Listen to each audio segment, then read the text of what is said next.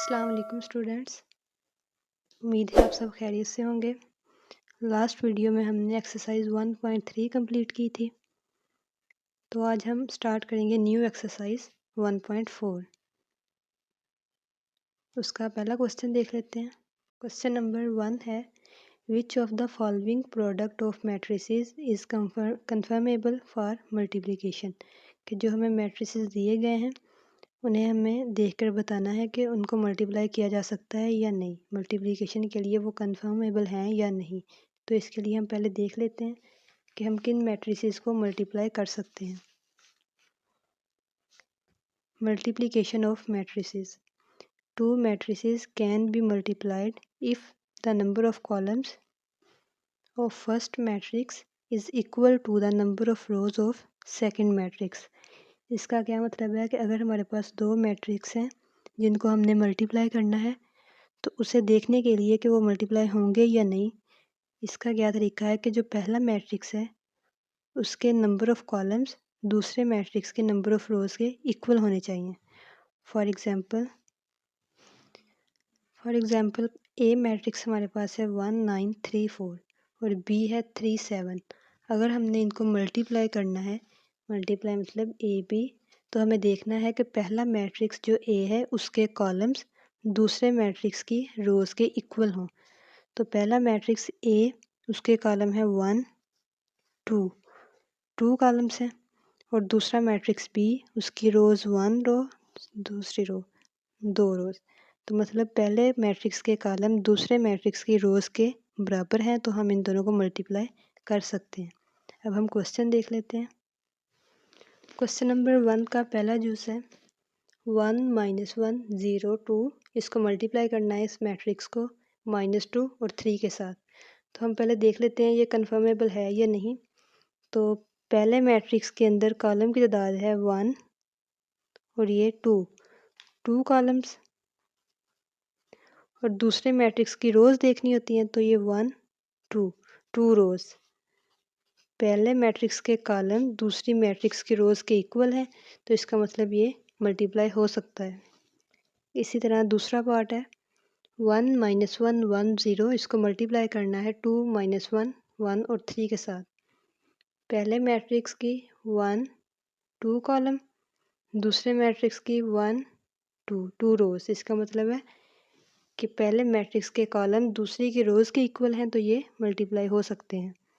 इसी तरह third part है, पहले मैट्रिक्स का एक कॉलम है, सिर्फ सिंगल कॉलम है, और दूसरे मैट्रिक्स की रोज़ हैं 1 2 रोज़। पहले मैट्रिक्स के कॉलम एक और दूसरे की 2 रोज़। इसका मतलब ये इक्वल नहीं है, तो ये मल्टीप्लाई नहीं हो सकता। पार्ट 3 कन्फर्मेबल नहीं है। Question number 4 1 2 0 -1 -1 2। इस मैट्रिक्स में 1 2 कॉलम और अगले में 1 2 रोज़। तो इसका मतलब ये कन्फर्मेबल है, पहले का कॉलम दूसरे की रोज़ के इक्वल है।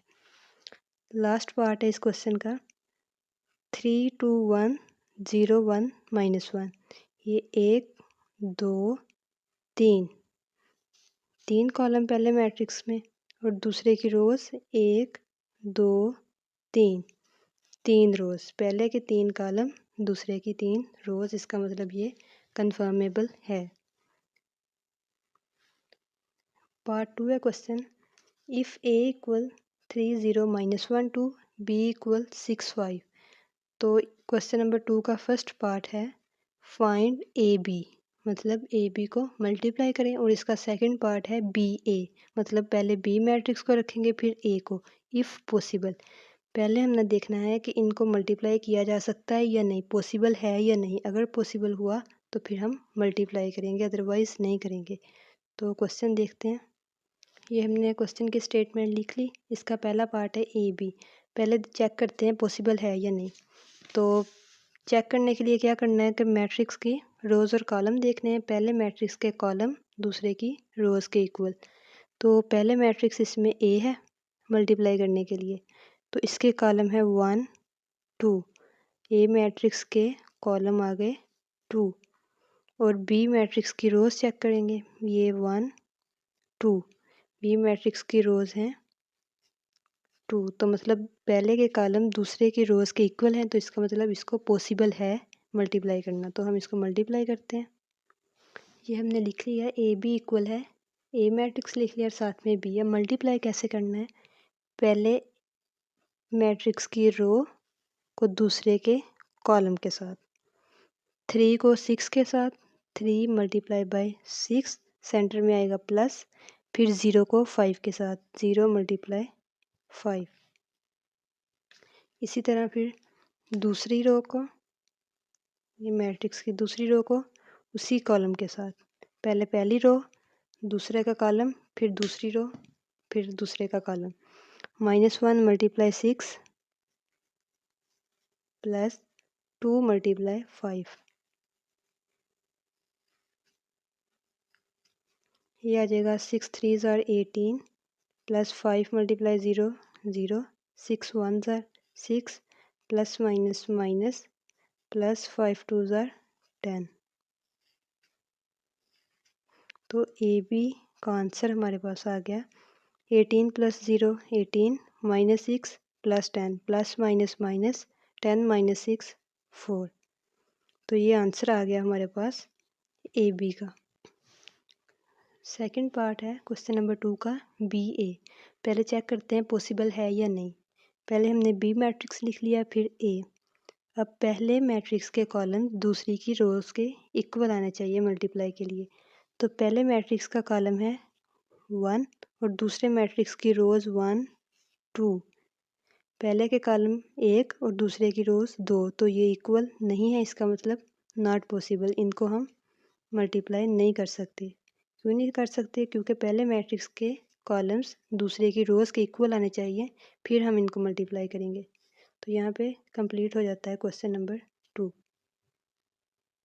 नेक्स्ट क्वेश्चन नंबर 3 हमारे पास है फाइंड द फॉलोइंग प्रोडक्ट्स। ये मैट्रिक्स दिए गए हैं हमें, इनका हमने प्रोडक्ट फाइंड करना है, इनको सिंपल मल्टीप्लाई करना है। तो इसका पार्ट 1 2 3 और 4 बिल्कुल सेम है, इनमें से कोई एक कर लेते हैं। पार्ट 2 देख लेते हैं 1 2 5 -4। ये हमने लिख लिया क्वेश्चन। 1 2 को मल्टीप्लाई करना है 5 -4। पहले मैट्रिक्स के 2 कॉलम हैं, दूसरे की 2 रोज़ हैं, तो ये बिल्कुल ही सिंपल मल्टीप्लिकेशन है। 1 को मल्टीप्लाई करेंगे 5 से, 1 मल्टीप्लाई 5 प्लस 2 को मल्टीप्लाई करेंगे -4 से, 2 मल्टीप्लाई -4। ये आ जाएगा 5 1 ज़ार 5 प्लस 4 2 ज़ार 8, और ये 2 के साथ प्लस है, ये माइनस है, प्लस माइनस माइनस। ये आ जाएगा 5 प्लस माइनस -8, तो 5 -8 आ जाएगा -3। इसका आंसर आ गया -3, 1 क्रॉस 1 इसका ऑर्डर है। तो ये हमारे पास सिंपल मल्टीप्लिकेशन थी। इससे नेक्स्ट पार्ट है हमारे पास 3, बिल्कुल सेम है। -3 को मल्टीप्लाई करेंगे 4 से, 0 को 0 से। इसी तरह 6 को 4 से, 0 को 0 से। क्वेश्चन नंबर 5 देख लेते हैं। 1 2 -3 0 6 -1, इसको मल्टीप्लाई करना है 4 5 0 -4। तो पहले मैट्रिक्स में 2 कॉलम 1 2 कॉलम, दूसरे मैट्रिक्स की 2 रोज़। तो पहले के कॉलम दूसरे की रोज़ इक्वल हैं, तो इसको हम मल्टीप्लाई कर सकते हैं। ये क्वेश्चन नंबर 3 के पार्ट 5 की स्टेटमेंट लिख ली हमने। तो पहले 1 2, पहली रो को पहले कॉलम से मल्टीप्लाई करेंगे, फिर पहली रो को दूसरे कॉलम से। 1 को मल्टीप्लाई करेंगे 4 से, 1 मल्टीप्लाई 4 प्लस 2 मल्टीप्लाई 0। फिर पहली रो को दूसरे कॉलम से 1 मल्टीप्लाई 5 प्लस 2 मल्टीप्लाई -4। इसी तरह दूसरी रो को पहले कॉलम से, फिर दूसरी रो को दूसरे कॉलम से। -3 को पहले 4 से, -3 मल्टीप्लाई 4 प्लस 0 मल्टीप्लाई 0। फिर इसको दूसरे कॉलम से -3 मल्टीप्लाई 5 प्लस 0 मल्टीप्लाई -4। इसी तरह तीसरी रो 6 × 4 प्लस -1 × 0, 6 × 5 प्लस -1 × -4। तो ये हमने मल्टीप्लाई कर दिया इनको। अब इसका रिज़ल्ट देखते हैं। सिंपल हमने क्या करना है, पहले पहली रो को पहले कॉलम के साथ, फिर इसी रो को दूसरे कॉलम के साथ, अगर कोई और कॉलम होता फिर तीसरे के साथ, फिर दूसरी रो को पहले कॉलम से, फिर दूसरी रो को दूसरे कॉलम से, तीसरी रो को पहले कॉलम से, तीसरी रो को दूसरे कॉलम से।